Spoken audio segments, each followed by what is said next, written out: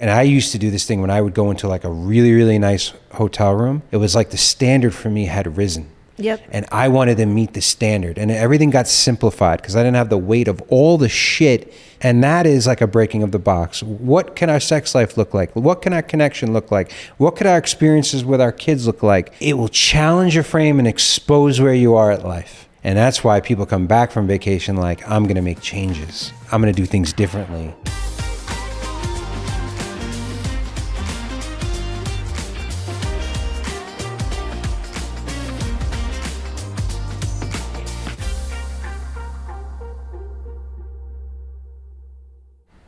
Where do we have the best sex?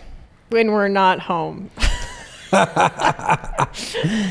Vacation sex Is the best sex. I think most people would say that. I would hope so. Yeah. We've had some really good sex at home, but vacation is just, especially with no kids. Mm-hmm. So this isn't a podcast episode about sex. It's about vacations, but it's also about connection. Why it's so important to have this vacation. So I call this thing a vacation proclamation. I just said that. It's literally written up there. Oh. Maybe I read it and it's literally written up there. You're trying to take credit for my shit in the moment while in my handwriting it's looking right at you. I just sang it. So why are vacations so important to a relationship? Well, vacations for me are so important because I have to change my environment to get out of my head or to let my hair down, just to like get out of the day to day, right? I feel like there's a lot of times, especially in a marriage, that you can become so like the day to day can be so mundane and it's always the same thing and it's the same schedule and it interrupts a pattern immediately. And you're like, all right. And it just changes everything. Yeah. Not only just for relationships, for just people in general. Mm-hmm. It gets you out of your box. Yeah. There's a lot of couples, they'll say, oh, I got a 4-year-old and I haven't been on vacation alone with my wife since my kid was born.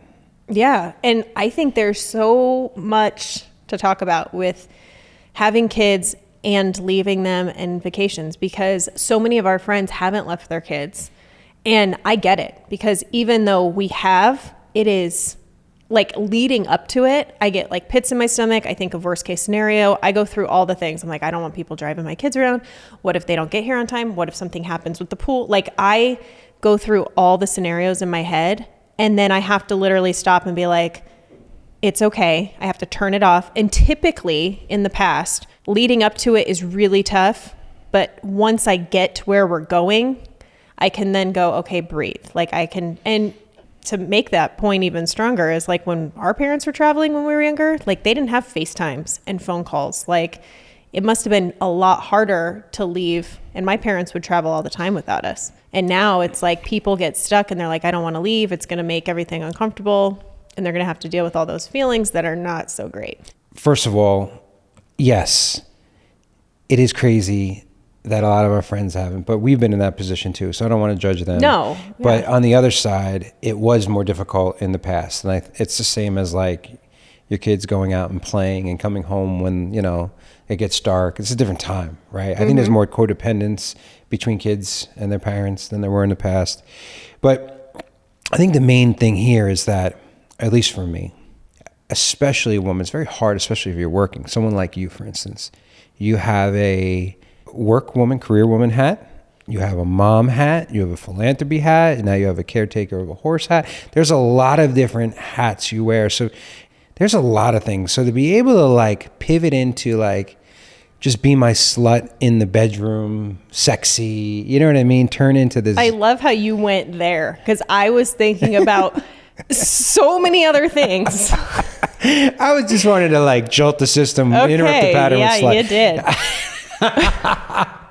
did. No, but to be able, listen, I think you could be a slut for your husband. That make you uncomfortable? Yeah, it doesn't make me uncomfortable. Why? Because I agree. Because when you're talking about that, I'm thinking Does slutty feel better? I'm not thinking about sex at all when you're talking about this. Like, yes, do we have much better sex when we're on vacation? Is it a time for us to like reconnect and act like we're boyfriend and girlfriend again and all of that? But when you were talking about all those hats, I was thinking about how hard it is for me, even before we go on vacation. For one, I'm packing for like 4 people. This is actually means one. that we probably need a vacation because you're already does. in the fucking zone. It's like, oh, here we go. Okay. Well, no, I think a lot of women, or whoever kind of is the caretaker of the kids the most, right, has to deal with so much just to prep for a vacation. One, if you're going with your kids, you're packing for everybody and you're trying to figure out like, okay. This is what I believe a man should be doing for his wife, right? And I've done this well and I've done this terribly. 2 main trips, and I guess maybe because we needed them more than ever during these times. The first one was when we drove to San Diego right after we opened Urban Nest, and maybe a year in, and we had Lola and Ella, and they were both under like a year old. And I remember like getting in whatever car we had at the time, and we didn't even make it to State Line, and I already felt like I had you back. Mm-hmm. Like we didn't even have the music on. We were just talking, and like the further we got away from the house, the more we were able to like shed all of the roles. I do believe this was a San Diego trip where we got the massage and they just left. They just kind of walked out and they were like, do whatever you want. And we were like, are they telling us we could just have sex in here, right? And we ended up having sex in the Kimpton, right? What, you feel uncomfortable talking about this too, you fucking prude? No. Right? And then we ended up, this was a really great story. We're walking in the gas lamp. And we had no plans. And we decided rather than go dinner, we're just going to jump into each little bar, get a drink, have an appetizer, and just see where the night takes us, right? We hadn't danced like we used to in a while, right? And so we see this guy, and he's like, $40, I'll take you on a club tour of San Diego. And I'm like, this is bullshit. And of course, you stop, and I give him the $40, and he's like, meet me back here at 10 o'clock. And I'm, of course, if you're not back here at 10 o'clock, I will find you. Remember? We come back. He didn't convince anybody else to go. And it was just me, you, this guy, and a girl. Right? And we ended up bar hopping, going in all these cool clubs. Remember there was one with the naked girls behind the screen on the ground. And then we ended up in this crazy cool club for downtown San Diego. Yeah. I can't remember what it was called, but yeah. You weren't like hammered, but like it was on. Like we were like, it was great. It was like when we were dating. Yes. That was after the time I got roofied in San Diego, but yes. That's right. When you tried to be sexy and you fell off the bed. And I'm like, I think something happened. Yeah. I did not roofie my own girlfriend that was already sleeping with me. So it was somebody in some sketchy club that we were in. Thank God we were together and I didn't get roofied. And oh, how our vacations have changed. So yes. And then we had another one in Sedona where I remember I have a picture of you from that weekend, and it was the 3rd night, and you had like a drink or 2 in you. And I always joke, either the 3rd night or the 3rd drink is when I get my girlfriend. Because each night and each drink, depending upon the night or the trip, you're starting to like be able to get into that. You're just you. You don't have to be all these things, even though it's all there. Like we get to connect at a different level. I think it's so important for couples to have this, because if not, then how are you going to date each other? How are you going to desire each other? Some of the most fun we've had with like, we bring toys or we tried to, like we're on vacation with sex, and men look at it like sex. Like it's a big thing for us. Right? And so women just they want to feel like they have their own, I don't want to mansplain, but you tell me. My assumption is women want to feel like everything's under control and they can just give time to themselves. Yeah, and not have to show up and get up 3 times for the kids and make dinner and have all the responsibility. I mean, that's personally my thing, is I'm like, great, I could sit down and read a book without interruption. I mean, with you, it's not always the case because you tend to interrupt me all the time when I'm trying to read. But I get to at least try to enjoy myself. Is that the excuse why you can't finish a book? Because I no. Well, you do. You do interrupt me. If that's impossible. You do interrupt me. You always want to talk when I'm reading or listen to something else. You always want to go mess with your face when I want to watch a TV show. That's fair. Uh-huh. Anyways, no, I think that it's basically being able to take off all the hats that I wear on a day-to-day basis and put them aside and just be me and connect and relax and unwind. And I think it's vital. Like for me, I can tell, like I'm in it now, like where I'm like, I got to change everything in my life. And really all I need is a nice vacation. You know, I need time away, whether it's with the kids or without the kids, just to be out of my environment. Because I do love coming home and getting back into a routine. But I think there's something to be said though, when couples are feeling disconnected, whether it's, you know, they're kind of just avoiding each other, they've become roommates, their sex life isn't, you know, on fire at the time. I think 2 to 3 nights, two nights even somewhere in a quick trip. Like it could be, you don't even have to spend a lot of money. You could drive somewhere and stay somewhere and do hikes all day. Like just to have the time to reconnect and get out of your day-to-day routine is so important. We just went to Cabo. Well, we didn't just go to Cabo, but that trip, I was like, it's almost like a reset, right? So you're getting massages, you're going to nice dinners, you're getting dressed up, you're having sex at all different times of the day, you're reading at times, you're getting great sleep in, right? Hopefully you can find somewhere with like nightlife or like some light dancing or some live music, right? All the things. Well, a lot of times you're spending out time in nature, which we just don't do enough in our day-to-day life, you know? And I mean, I just recently, when my dad was in town last weekend, my dad, like, it was his birthday. He's like, I want to go to Valley of Fire. And I'm like, really? It's like, you know, the evening before your birthday. I was like, all right, let's do it. I'll take the kids out of school. My sister was with me. And that day was so incredible because it was spontaneous. We had 0 plans. We had 0 agenda. We just went. We spent all day outside. We were in the sun. The kids were exploring. And that one day, that however many hours it was, that was a reset. And I came back going, shit, why don't Dave and I do this all the time with our kids? Like whenever we're feeling stuck in our life or something, like take them out, take them up to Mount Charleston, take them up, go to a hike, go do something just to break that pattern. And you know, I was watching the girls and I was like, shit, we don't do this enough. And I feel like they're learning so much more in that one day and connecting with their family and being outside than they were going to get being in school. So here's the game. Don't overcomplicate this, right?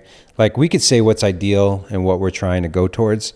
At first, try to do it every 6 months, right? Or if you haven't done it in 2 years, just do one and don't overcomplicate it. I don't care where you live. Like we're in Vegas. We have multiple places that are a 3-hour drive. We could be literally anywhere in Southern California in 4 hours. We could be in Utah in 4 hours, 6 hours. We could be in Arizona in 4 or 5 hours. Like there's no excuse. Even where in the Quad Cities where you're from, right? There's places all around. You could be in Chicago everywhere. In 3 hours. You could be up. Where does everyone go in Wisconsin? Like Wisconsin Dells, Milwaukee. Exactly. Yeah, St. Louis is close. Everywhere. You don't need. You basically need like you can get in your car. You can have a road trip. You could do 2 nights, and that's all you need. You just got to break it. You just got to get, especially if you have kids, you got to get. Yeah, you're saying go on a trip with just your yes, I agree. And I was just talking about us traveling with our kids too, but I think it is 100% necessary to travel as a couple without your children. This is 10-year marriage, baby. But I think it's important, and when we're not connecting, I mean, I think our marriage was saved multiple times because of little vacation resets. You know what I mean? Fair. Not that it was like ever really disastrous, but it was a jolt. And it was like, okay, here we are. We can reconnect. I like him again. Because there's obviously moments most couples will deal with when they're with each other for a long period of time where it's like, I love you, but I don't really like you. This is interesting. Well, I tell you this, but when I go on vacation, I love you all the time, but when I go on vacation, I like you again. I like you when you're naked on the bed, and I'm like, oh, I get to have the girl that I married. Listen, this is the reality. Like, is this how all men think? Yes. Oh, okay. Austin, yes. Like, there's just that's like you don't want to be in a relationship where the best sex was behind you or before you got married. Fair. Like. This is one of the reasons in vacation. But it's the give and take. It's like the woman doesn't necessarily want to just be that person unless she's getting her needs met too. That's why you gotta take them on vacation. Exactly. Right? And take me on vacation, you'll get more sex. Both people will be happier. Yeah. And it's a reset. And you know, things can become so monotonous in general for yourself. Like just getting out the suitcases. And the way you pack for a vacation versus how you dress every single day. The books that you wanted to read, the iPad that has the movies and the shows you wanted to watch, Like all of these things start expanding your mind. Like, my coach is now in Miami. So it used to be in Laguna. It was a lot different. And so getting out to Miami with all my warrior brothers and splurging on first class and getting a nice room. And now it's like I feel like we can go to Nashville next weekend. Like Well, it just it opens up the world, and it opens up a whole new idea. And to your point, you were just talking about Miami with your warrior brothers. Like when we first met and when we were first dating, that was like kind of a problem for us, was me traveling, trying to go on a girls trip, or you going on a guys trip. It was very much like, what about me? Like the other person always felt left out. Plus I had to go on a lot of work or volunteer trips with the association. Yeah.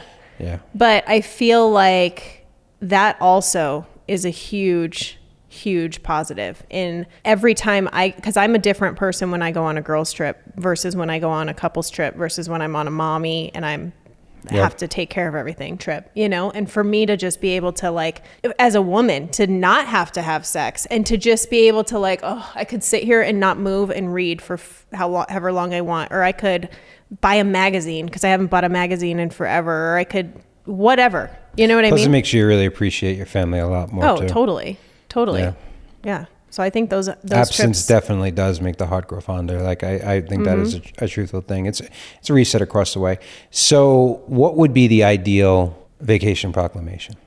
Because here's what we have done and we have not cashed in. We use JJ Todd, a little plug for him. Travel Wealth. Yep, Travel Wealth. And we set up all our credit cards to get points and run businesses through them. I think we have like 5 million points right now. It's ridiculous, right? And then we forget to use the points like we did at the Waldorf. Like that was stupid. Yeah, but we got more points for... Great.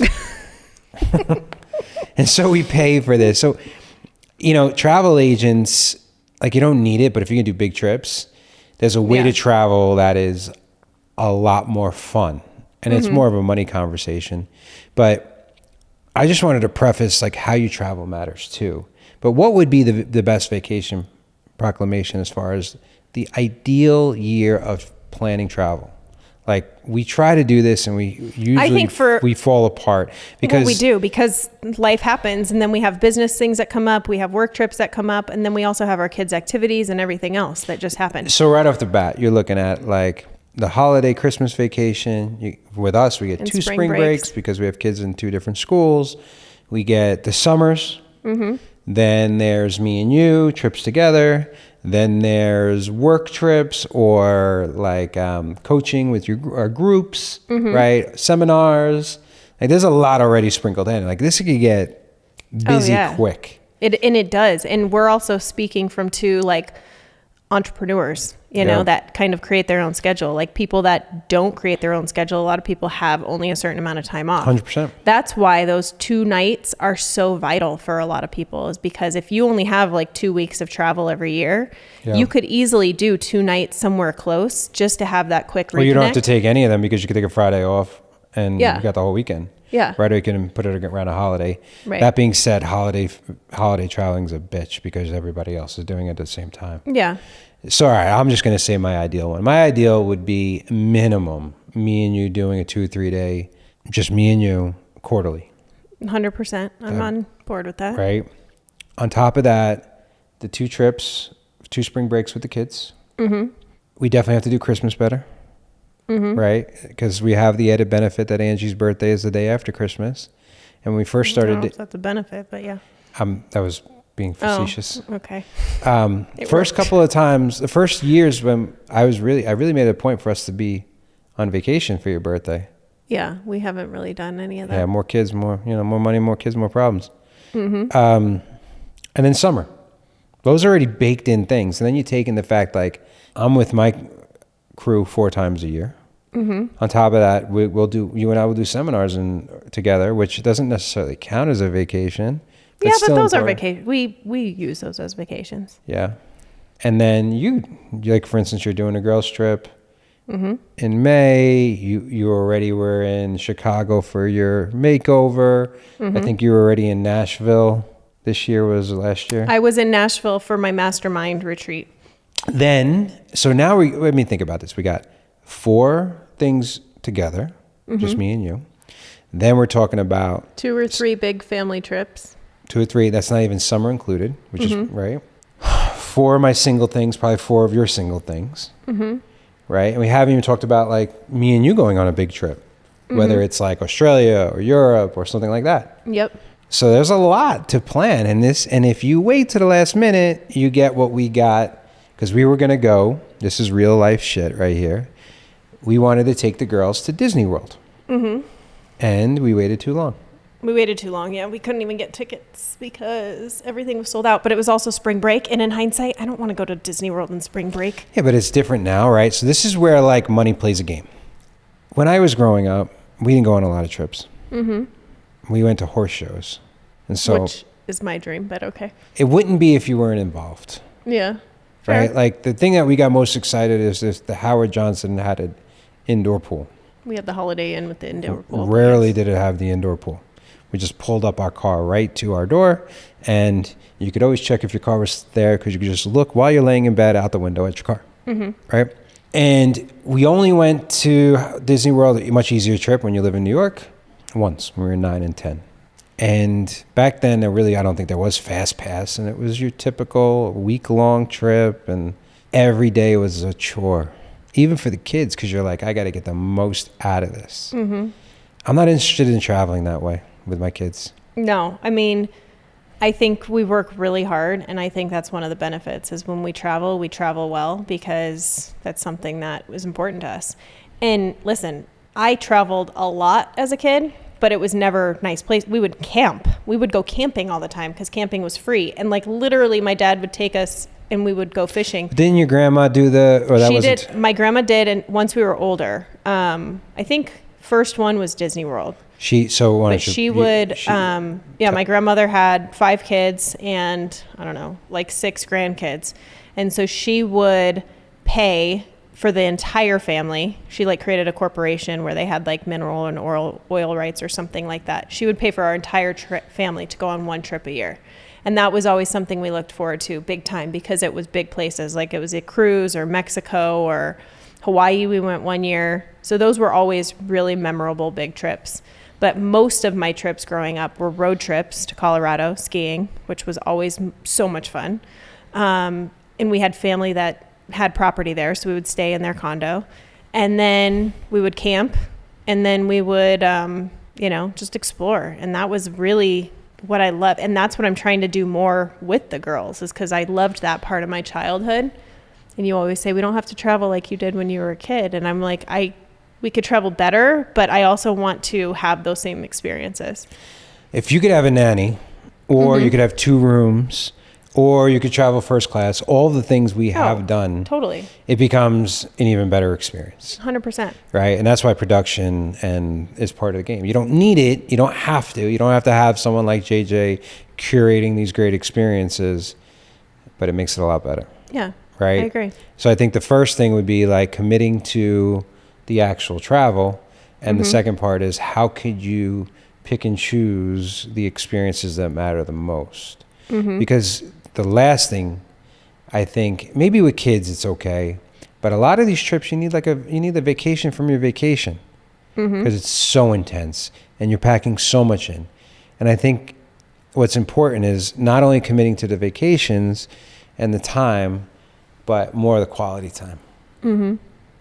With each other and with your kids if you're taking them. Yeah. Rather than trying to just pack. And I think some of the trips I've had the best times on are the ones where that balance with them. Like Costa Rica, you did a great job with that trip.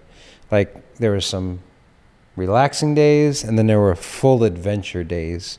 Right? And I think that's a great mix too, rather than the amazing race. Right? Go, go, go, go, go. That's Whistler. how I travel normally. It was for Whistler, a while. I did good. We had a good relaxing. We had a great trip, right? Yeah. Even with the kids. And yeah. then you get funny stories, like, was it Ella or Lola who shit in their ski suit, right? That was Ella. Yeah. And Lola did it, I think, right down the street, right? So okay. So let's go through like what ours is going to look like this year to give you an idea. Right off the bat, like our last trip was what, Cabo, me and you? That's it, right? Yep. We didn't do anything for Christmas. Nope. And because, with all the transition. And then January, did you go anywhere? January was actually... Chicago. Yeah. was my stylist session in Okay. Chicago. And then I went to Miami Yes. in February. Mm-hmm. And so coming up, And neither one of those I would consider like vacations. I know, but it was still a good single outing, don't you think? Yeah. I mean, I didn't go outside. It was negative like 4 below. I know, but you were getting completely pampered. That's true. I had a great time, but it wasn't like a vacation. Would you consider it an interrupt? Yeah, Okay. I would. Right? Same thing with me. I mean, I was in a room with, a bunch of dudes for freaking 8 hours a day. Yeah, but it was an interrupt. But it was learning, and, it was in Miami. The weather was gorgeous, doing walks and whatnot. Mm-hmm. All right, so spring break we got coming, and we pivoted. We said, all right, we'll make it a Magic Mountain, Universal Studios, LA Warner trip. Brothers, yep. And this is where you got to really also, especially when you have toddlers and teenagers like we do. Mm-hmm. Right? And the fact that we're not bringing Gigi at all. Yeah. On this one. All right, we're not bringing our youngest so that we can have more quality time with the girls. Yes. Yeah. And then we have, after that, have we even settled on? No, but we're going to do Disneyland for Gigi, and the girls are aware that like that trip is going to be for them to hang out with her and to kind of do her thing. And they're excited about it because they still get to go, but then they can go on all the kiddie rides and do all the things. And then you and I have a trip to Franklin and Nashville, Tennessee. Kids or no kids? I don't care. Whatever. Just see if my mom can babysit. Yeah. And this is what you get into. Like for me, to be able to enjoy it, not just sexually, but also like to explore and do what we want to do. That feels like a me and you trip. Yeah. Right? And then off we go. Then we got a plan, right? We still got to put together like our small little 15th anniversary wedding. Mm-hmm. Right? And then the summer's already kind of chock full because the summers we usually go home. Yep. That's like a family trip, right? Yep. And so we're going to New York this year. We're doing New York, Coeur d'Alene. We're doing, the girls are going to be going to camp for the first time. So Can't 2 wait. weeks, no devices, which I'm so excited about. Yeah. Ella's like, can I go the whole summer? I'm like, okay, there. Easy now, partner. But they're super excited. Lola's scared, but that'll be fun for them. And so you and I need a trip too. Mm-hmm. We need a big one because we were talking about Greece. We were talking about south of France, northern Italy. That's on our short list. And then maybe we could do Disneyland or Disney World for Christmas. Yeah. And it's interesting because as you're talking about this, I'm like, God, this sounds like so much. But people that travel know and understand that like once you start traveling, it becomes easier to travel. You know what I mean? Like you mentioned, it just becomes like, oh, it's not so bad. It's not so far. It's not such a big deal. It's not so heavy because I think people put travel and vacations in that world of like, oh my God, like I could never go there because it's just so much work or it's so expensive or it's so whatever. But once you start traveling, you can see how truly easy it can be. This year for us, I think we can do a lot of those little trips on our exploration. Yep. Right? Because we're exploring for a second home ranch. Mm-hmm. And we're also exploring for a place to have our little ceremony. And so that can dominate that. And our one big trip, I feel like, is like a honeymoon for this new 10-year marriage. So that's kind of really set up already, right? Yeah. And then we can throw in a couple little small ones with the girls. Possibly go back to Quad Cities if is someone getting married this year? I felt like there was something. I don't know. There's always a wedding or someone's always having family. A baby or getting married. Yeah. And so back to the original point of this conversation. I think we can measure the years of our marriage that were the best ones were the ones where we traveled the most. Totally. Or one of the best years I remember is when we did have the house in Coeur d'Alene, but we spent so much time and energy and we spent a lot of time up there out of our normal everyday life. For you. Yeah, that was not a good year for you, I guess. It was one of my best years. No, I mean, I loved being up there, but I had to fly back almost weekly because we were finishing the building. But I loved seeing you and the girls relax. Mm-hmm. Like there was something so good. And that's the other thing. This is why probably a hard episode for me because I feel like I could do better here.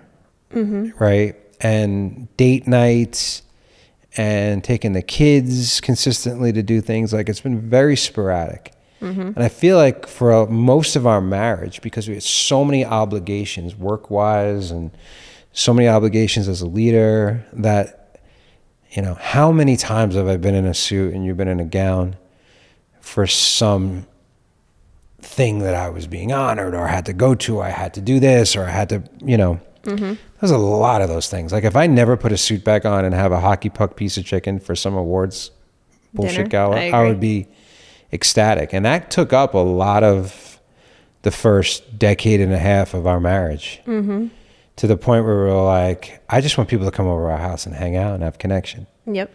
You know, but because we've done so much of that, but I feel the urge to start doing some more stuff, even if it's simple. Yeah, well, and I think that that's what this is about, is it's about, you know, where in your life could there be like pattern interrupts, or who are different people in your life that you need connection with? It could be a friend, it could be your spouse, it could be whatever. But if you really set time apart to make that commitment to those, like, it doesn't have to be this elaborate thing. Like, yes, you can have these glamorous, beautiful vacations and fly first class and stay at the best hotels, but truly, like, every time I'm looking at the mountains now, all I'm trying to do is be present and be like, if I want to take my kids on an adventure, there's one right in my backyard. Like, all I got to do is just go out there and change it up. You know what I mean? Take them hiking. You don't have to do that. And there's so many people that do this so much better than us, and people that do it worse. And I think there's so much growth. Like, we have so much that we could grow here. I'd be curious to hear who's doing it really well. Because it feels like people or other parents are doing like us, like just running their kids from dance to gymnastics to this to that. Like, it's so centered around the kids. And I think the little things go a long way. Like, I've had such a great connection with Ella for the last couple of weeks because I've taken so much time to spend with her for getting all the softball stuff and taking her to tryouts and getting her the lessons. And we've spent a lot of time together. Like, these little things matter. You are hard because you're like, I don't really care about going to a nice dinner. You never want to go to a movie. Yeah, no. Right? It's a waste of time. Yeah. And I like going to a movie. Yeah. You know, like, just turn off. And I don't think you frame it right. Like, oh, I get 2 hours not to have, or 2 or 3 hours not with kids screaming at me or making dinner, or right. Yeah. You know, and we spend a lot of time together, so sometimes just going to dinner seems not special because we're together a lot. Yeah, I'm definitely the more adventurous one out of us. I want to go experience things and see new things. You just said 5 minutes ago that it doesn't have to be. It doesn't, but I don't want to just go to dinner. That's not a vacation to me. Oh, I'm talking about a nightly or a weekly date night. Yeah, but I would love to try like a pottery class or something. If you're doing date nights with your family and then it leads to dating your wife on vacations, like, the whole thing is interconnected. That's all. The vacations wouldn't matter as much, even though they're just as important, if you're doing it on a weekly basis too. These are like mini 3-hour vacations. Yeah. Right? And like setting that up. Yeah. So basically the moral to your story is that if you want your wife to have more sex with you, take her on a vacation. And dates. Because date night is really what? A small sex mini night? vacation. Yeah. So there is one part that I left out that my coach talks about all the time. And it's, if you're truly the man and you want to show up for your wife, you should be capable of putting together a night, a vacation, a babysitter, a nanny, and set it all up to set the table for these things. But you also have to have not a pain in the ass wife who's willing to roll with anything, even if it isn't adventurous and enough for her. I am definitely willing to, but you've never set up a babysitter or a nanny. You're right. We could barely have, it's usually your mother, and we barely have any babysitters set up. Yeah. Yeah. I think this is a good topic for us to talk about because we could do so much better in this in this way. I agree. It's triggering to me. I know. I could tell. Yeah, I don't like it. I could tell. At all. I know. But I think it's good. It's good that we have these conversations because there's a lot of improvement here that we could do. Well, it's not just on me. I never said it was. You're taking it personal. This has been such a up and down part of our life. A lot of fights, a lot of great times. Yeah, you're right. Some of our worst times and some of our best times have to do with this subject. 100%. And that's why it's an interesting thing. That's probably the case for a lot of couples, because I think most couples that are like yin and yang or have different interests, they do things, they look at vacations and about resets very differently. Recess? Resets. Reset, yeah. They look at them very differently and they have different ideas of what that means to them.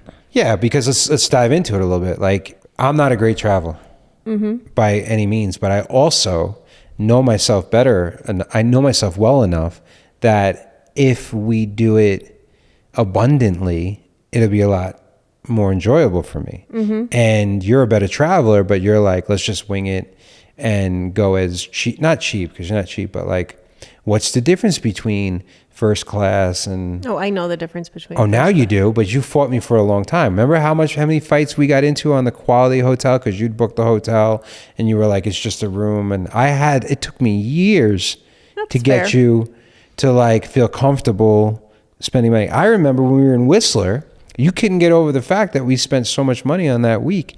And we had just made so much money that year that I was like, do you realize we only spent a week and a half worth of our salary this year or our income? And I had to frame you on the vacation. Yeah, that's fair. So you wanted to recreate a little bit sometimes of your childhood. And I was like, I didn't want to recreate my childhood because A, I didn't travel, and B, we didn't have a lot of money. I was like, I worked my ass off so I could stay at the Four Seasons, so I can have a nanny, so I could have 2 rooms. And it's not just about being able to have sex while I'm on vacation, because of course I want to, but it's so that I have space. Especially now we have 3 girls, right? And so for a lot of the times it was like an abundant mindset versus a scarcity mindset. Yeah. Then on the flip side, I don't like giving up control. So flying is always an adventure for me. Very new places like Thailand can trigger the hell out of me, right? Without a doubt, I am not a walk in the park with those things. But we've gotten better on figuring out what things are good for me and what things are good for you. I mean, even our honeymoon, let's not forget what our honeymoon looked like. Yeah. It was a little bit of a disaster. It was you saying, I want to do everything. Yeah. Right? And me going, I just want to have sex and lay on the beach. And it was a comedy of errors, right? Let's go look at the volcanoes in the helicopter. And I'm like, I really have no interest in this. And you're like, we have to do this. We get there and I'm like, this is kind of awesome. I'm sitting in the front. There's no bottom even there. I could see everything. I got the pilot. I'm next to him. And you're turning fucking 4 shades of green in the back. Right? This is just the MO of our marriage. Right? You're like, let's get up early and go to the top of the volcano and take bikes and glide all the way down the volcano. And I'm like, all right. And we go on the second to last day. It was so fun. And it's just us and another couple. And the other couple's like, we weren't going to do this. Is the last day of our trip. And the guy's like, well, it's just the 4 of us. And we're like, okay, we get to the top. She doesn't know how to ride a bike. She forgot. Falls? She falls and breaks her elbow. And now it's just me, you, and the 2 people. And we're gliding down. It was awesome. Fun. I had a blast. Great. Right? And then the road to Hana, or is that what it is? The road to Hana, where we almost got stuck in the Jeep because we went the wrong way. And I hated every second because you were driving and you wouldn't let me drive. And we were looking down a cliff and you didn't like it. The last day, we're laying on the beach and I'm reading and we're having a great time. And you go, wow, this is really nice laying on the beach. I was like, motherfucker, we've been here 7 days. This is the first time we laid on the beach. So yes, I'm a little triggered. A little bit. It's not even the beginning of it, but okay. It's a lot. Now you Good stories. They're fantastic. But I know we're in for something. Yeah. Right? All right. So we need to plan a little bit, have enough planned, and have enough relaxation time. And you're going to get exposed when you go on vacation because you're going to stop. And when you reset, you got to take a look at your life. Mm-hmm. And that's why people come back from vacation like, I'm going to make changes. Yeah. I'm gonna do things differently. And I used to do this thing when I would go into like a really, really nice hotel room. It was like the standard for me had risen. Yep. And I wanted to meet the standard. And everything got simplified because I didn't have the weight of all the shit that I own and all the things that I have. It was just like, you felt like the world is your oyster and that everything is possible, even with the kids. Mm-hmm. And that is like a breaking of the box. What can our sex life look like? What can our connection look like? What could our experiences with our kids look like? It will challenge your frame and expose where you are at life. Mm-hmm. And maybe that is what we're talking about as far as a pattern interrupt. Yeah. You want to see where you are at life? Yeah. Book a big trip. Book a trip and change your environment. You got it. And open your mind. Mm-hmm. And then your world will get completely bigger and you'll experience in things that maybe you had forgotten about yourself and forgotten that was possible.